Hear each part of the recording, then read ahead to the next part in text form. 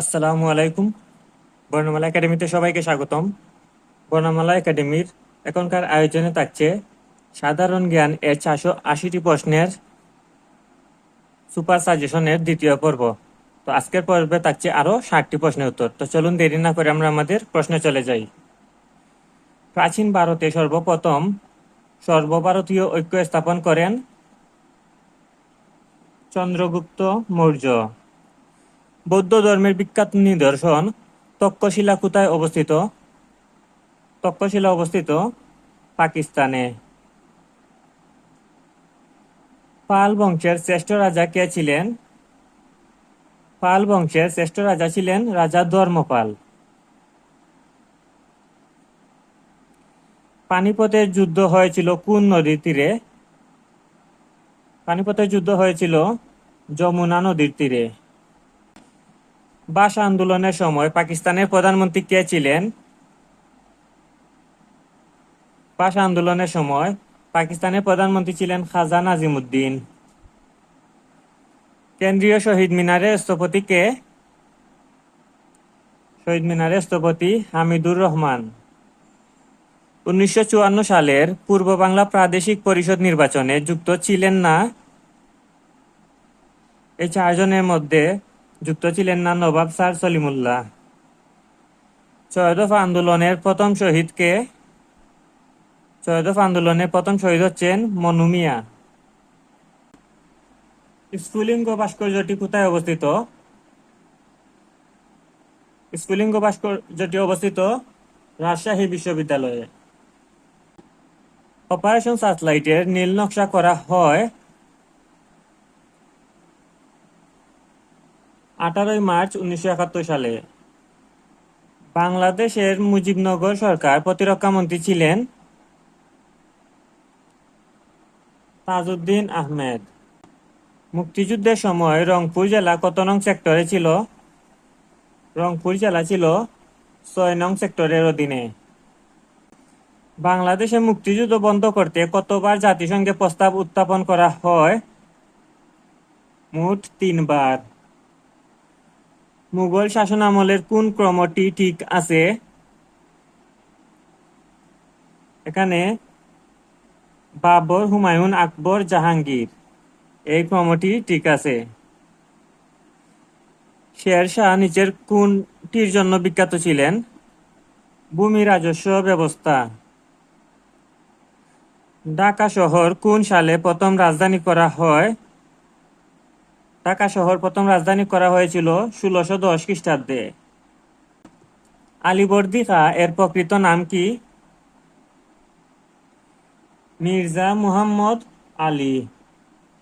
ঘেরাও শব্দটির কোন রাজনীতিবিদ প্রথম ব্যবহার করেন? মাওলানা ভাসানী।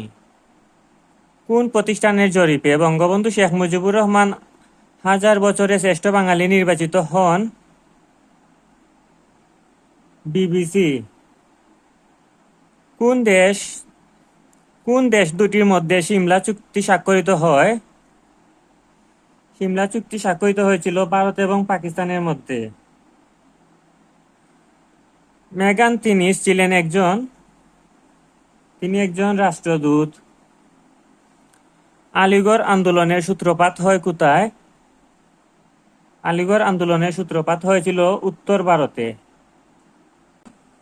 মুজিবনগর সরকারের কৃষিমন্ত্রী কে ছিলেন?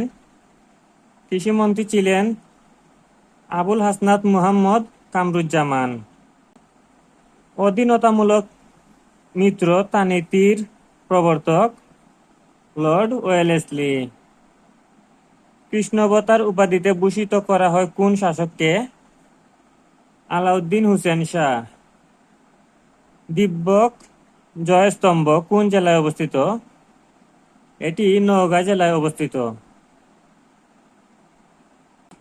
16 ডিসেম্বর 1971 এ ঢাকায় রেসকোর্সে আত্মসমর্পণ দলিলে স্বাক্ষর করেন জেনারেল জগদীশ সিং অরোরা ও জেনারেল নিয়াজি। জাতীয় স্মৃতিসৌধের উচ্চতা কত? 150 ফুট।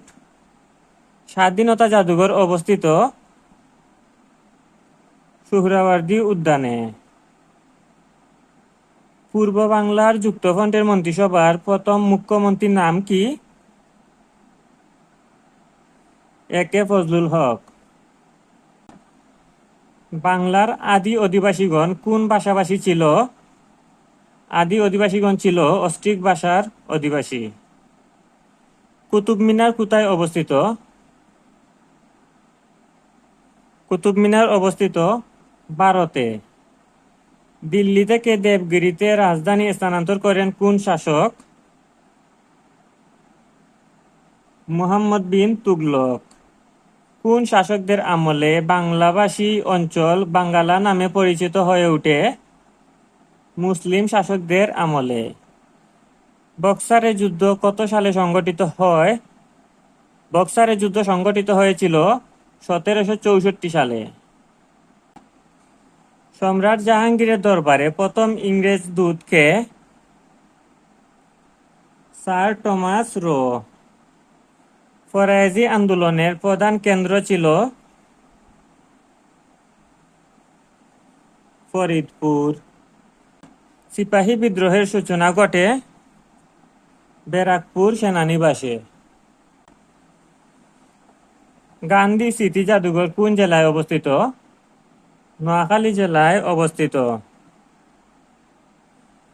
পাকিস্তান শাসনতান্ত্রিক পরিষদের ধারা বিবরণীতে বাংলা ভাষা ব্যবহারের দাবি কে প্রথম করেছিলেন? বীরেন্দ্রনাথ দত্ত। 11 দফা কর্মসূচি ঘোষণা করে কে? সর্বদলীয় ছাত্র সংগ্রাম পরিষদ। পোড়ামাটির নীতি কোন বাহিনীর জন্য প্রযোজ্য ছিল? পাকিস্তান সেনাবাহিনী। আলীনগরের সন্ধি কত সালে করা হয়? 1757 সালে। ইউনাইটেড ইস্ট ইন্ডিয়া কোম্পানি গঠন করে হল্যান্ড। মরলি মিন্টো সংস্কার আইন করা হয় 1909 সালে। তৎকালীন পাকিস্তানের শিক্ষা আন্দোলন হয় কত সালে? 1962 সালে। বাংলাদেশের অস্থায়ী সরকারের পররাষ্ট্রমন্ত্রী ছিলেন খন্দকার মুশতাক আহমদ। বীরশ্রেষ্ঠ ফ্লাইট লেফটেন্যান্ট মতিউর রহমানের দেহাবশেষ পাকিস্তান থেকে কবে বাংলাদেশে আনা হয়? 24 জুন 2006 সালে। নিচের কোন মার্কিন সঙ্গীতশিল্পী কনসার্ট ফর বাংলাদেশে উপস্থিত ছিলেন না? এখানে ব্রুস স্প্রিংস্টিন, তিনি কিন্তু উপস্থিত ছিলেন না, বাকি তিনজনই উপস্থিত ছিলেন। বৌদ্ধভূমি স্মৃতিসৌধ রায়ের বাজার এর নকশাবিদ কে ছিলেন? ফরিদউদ্দিন আহমেদ ও জামি আল শাফি। শরীফ কমিশন এর বিরুদ্ধে সর্বপ্রথম আন্দোলনের সূত্রপাত হয় কোথায়? ঢাকা কলেজে। মুক্তিযুদ্ধ ভিত্তিক উপন্যাস কোনটি? রাইফেল রুটি আওরাত। মুক্তিযুদ্ধে বাংলার বাঘ বলা হয় কাকে? Major M A জলিলকে। মুঘল শাসনামলে পরগনার প্রধান নির্বাহী কর্মকর্তাকে কি বলা হতো? শিকদার। দিল্লির কোন সম্রাট বাংলা থেকে পর্তুগিজদের বিতাড়িত করেন? শেরশাহ।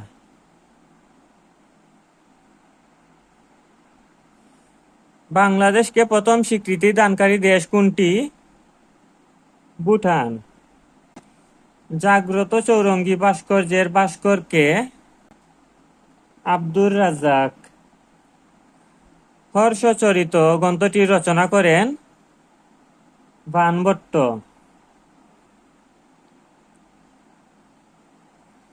পাল যুগের চিত্রকলায় নিদর্শন পাওয়া যায় কোথায়?